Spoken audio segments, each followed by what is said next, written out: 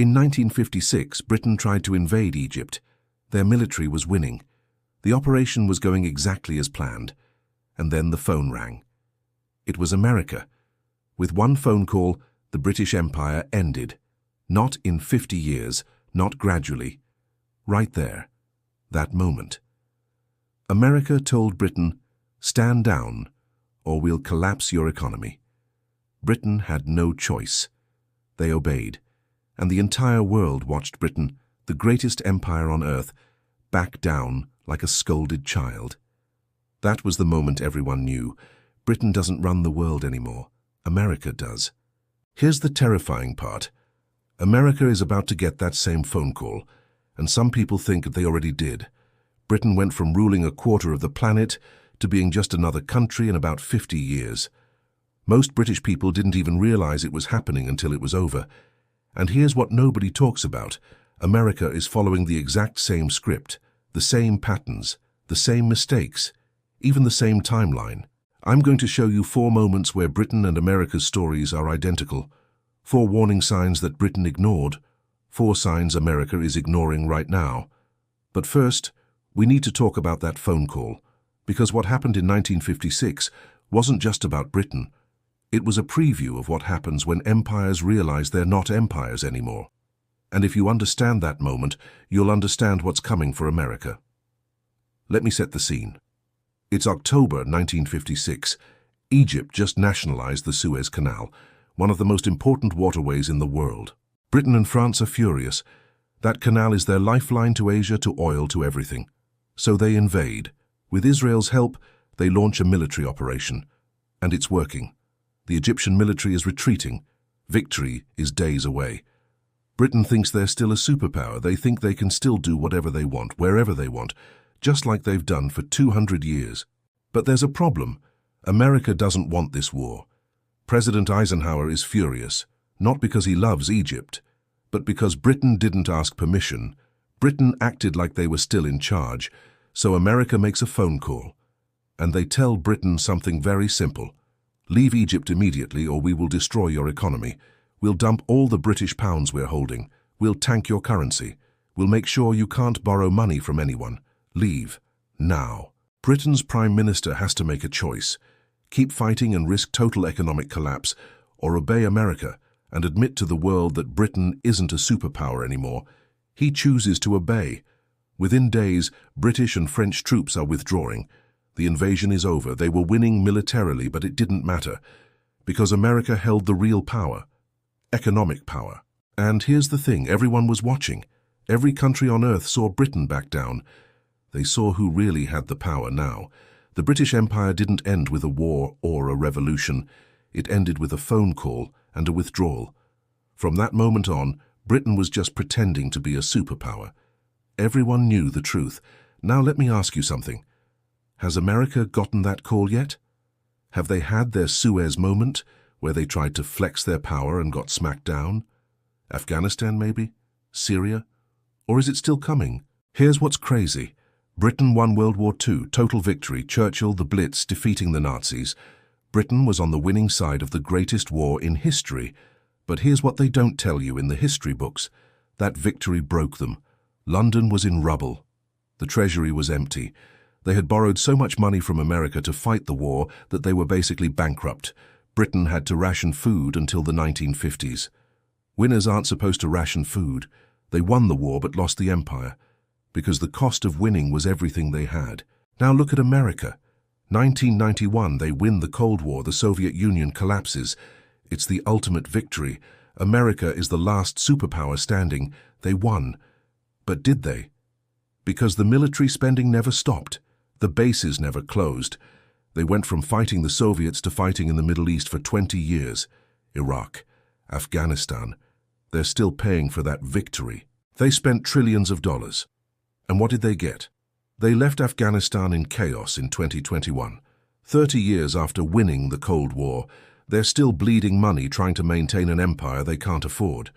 Britain won World War II and it broke them. America won the Cold War and they're still paying the bill. Same pattern. For 200 years, the British pound was the most important currency on earth. If you were doing business anywhere in the world, you used pounds. It was the global currency, the reserve currency. That meant Britain basically controlled the world economy. And then, quietly, other countries stopped using it. They started using dollars instead. It happened slowly at first, then faster. By the 1970s, the pound was just another currency. Nothing special. When that happened, Britain's real power was gone. Because money is respect. When the world stops using your money, they're saying they don't need you anymore. Now look at the American dollar. For 80 years, it's been the global currency. Want to buy oil? You need dollars. Want to trade internationally? Dollars. It's the ultimate power. It's the but now. China and Saudi Arabia are making oil deals in yuan. Countries are creating alternatives to the dollar system. It's happening quietly, just like it did with the pound. And here's the scary part. Once it starts, it accelerates. It's like a dam breaking.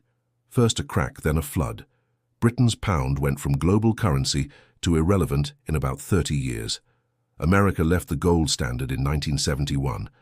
That's 53 years ago. The timeline is already running. After World War II, Britain still had the Royal Navy, the largest and most powerful navy in the world. Ships stationed all over the globe, projecting power everywhere. But here's the problem. Ships are expensive. Fuel is expensive. Sailors need to be paid. And Britain was broke, so you had this heartbreaking situation where British warships were just sitting in harbours, rusting, because there was no money to operate them. The pride of the empire, rotting in port. Britain had the best military in the world, they just couldn't afford it anymore. Sound familiar? America has over 750 military bases in more than 80 countries. More than any empire in history. They have aircraft carriers patrolling every ocean. Their military is unmatched. But here's the thing, they're borrowing money to pay for it. They're going into debt to keep those bases open. Just like Britain, they have a military they can't afford. And just like Britain, they can't bring themselves to close the bases. Because closing bases means admitting they're not the superpower they used to be. So they keep them open, keep spending money they don't have, and keep pretending it's sustainable. It's not. Here's something weird. In the 1960s, Britain was the coolest place on earth. The Beatles, the Rolling Stones, James Bond, swinging London. British fashion, British music, British style. Everyone wanted it. Culturally, Britain was dominating. They were exporting rock and roll, exporting movies, exporting cool. But economically, they were dying, factories were closing, they were importing everything. The economy was a disaster. The culture was peaking while the empire was collapsing. It was a distraction. People focused on the Beatles while the pound was losing value. They celebrated British cool while British power evaporated. Now look at America today. Hollywood still dominates global entertainment.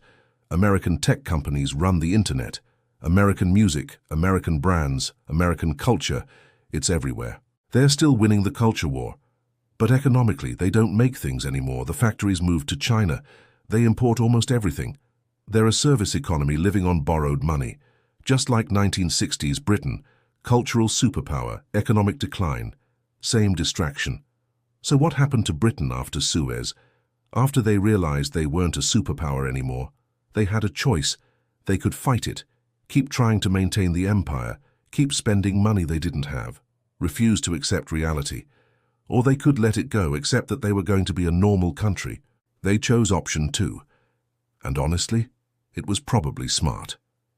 Over the next 40 years, Britain closed military bases. They let the colonies go.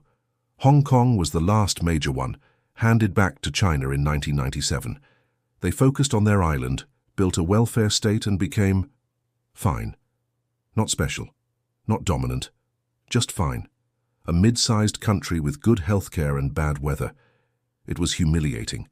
If you were British and grew up thinking your country ruled the world, watching it shrink to just an island was painful. But you know what? Britain survived. They didn't collapse, they didn't have a revolution, they just became normal. That's the best-case scenario for imperial decline. Graceful, managed, boring. America is standing at the same fork in the road right now. Path 1, the British route. Except that they can't police the entire world anymore. Close some bases. Focus on America. Stop trying to be everywhere at once. Become a normal but still powerful country. Less exciting, more sustainable. Path 2, fight it. Refuse to accept decline. Keep all the bases open. Keep printing money. Keep borrowing. Keep pretending they can maintain this forever. Hope something changes. Hope they can reverse the pattern. But here's the thing about path 2. That's not how you maintain an empire. That's how you collapse, because fighting inevitable decline is how empires don't fade gracefully. It's how they implode. Britain chose the boring path. They survived. What will America choose? Because right now they're acting like they're still the undisputed superpower. They're acting like it's 1991. But the world is changing. Other countries are rising. Their debt is exploding. The dollar is being challenged. Empires don't get to choose if they decline. They only get to choose how. Britain figured that out. Will America? Or are they going to wait for the phone call? Wait for that moment when they try to flex their power and get told to sit down by whoever has the real economic leverage. China, maybe. A coalition of countries, who knows? But the call is coming. History doesn't care if you're ready. So here's my question for you. Do you think America can avoid Britain's fate? Or are they already too far down the same path? Drop a comment and tell me what you think America's Suez moment will be. Has it already happened and they just don't realize it yet? Or is it still coming? If this video changed how you see America's place in the world, hit that like button.